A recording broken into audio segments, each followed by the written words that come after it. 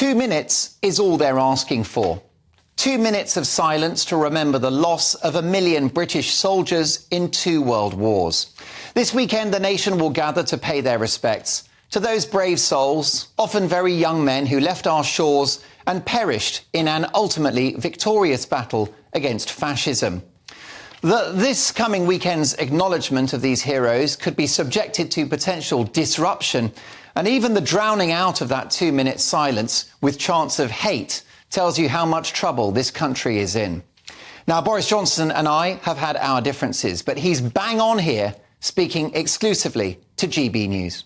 We should remember that Remembrance Sunday is there very largely to commemorate the many people in our country, but also across the Commonwealth, who fought against Nazism and fascism.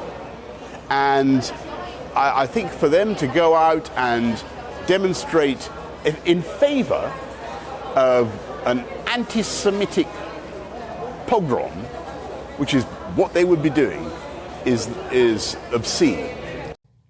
This weekend just past, patriotic Brits waving the Union flag were told to move on by police in the face of intimidation and threats of violence. And an elderly poppy seller at Waverley Station in Edinburgh was forced to pack up and go home after being crowded out by aggressive protesters in Scotland's capital. Meanwhile, cops stand idly by as protesters yell anti-Semitic slurs and call for an intifada, which means suicide bombs on buses, in trains and in restaurants.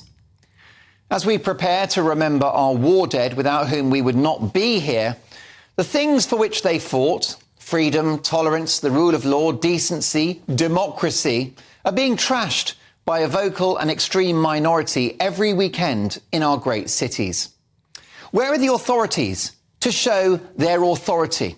Where are the police to police our values and our history? We have 300,000 Jewish people who live in this country who, according to the Israeli ambassador, feel safer in war-torn Israel than in supposedly safe Great Britain. There's an extreme minority of hate and intolerance in this country, which has been allowed to fester for decades and to which we are now all waking up. This beautiful country of ours, the United Kingdom, risks becoming a hotbed of unrest for the foreseeable future.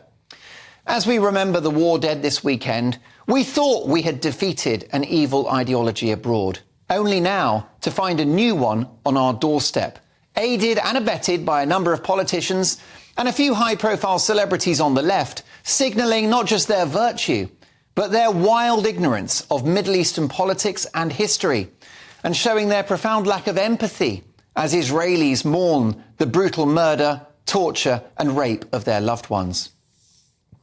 British Jews, including my highly talented mate, the Times columnist Giles Corran, writing in the paper on Friday, are now reflecting on where it is they could live to be safe.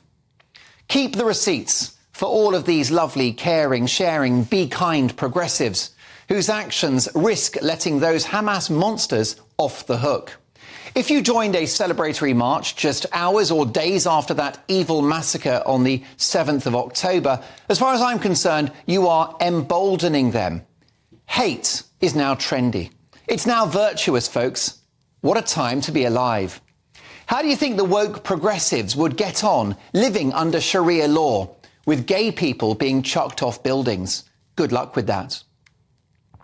Throughout our history, diversity has always been a great British talent, but only when integrated into what this country stands for.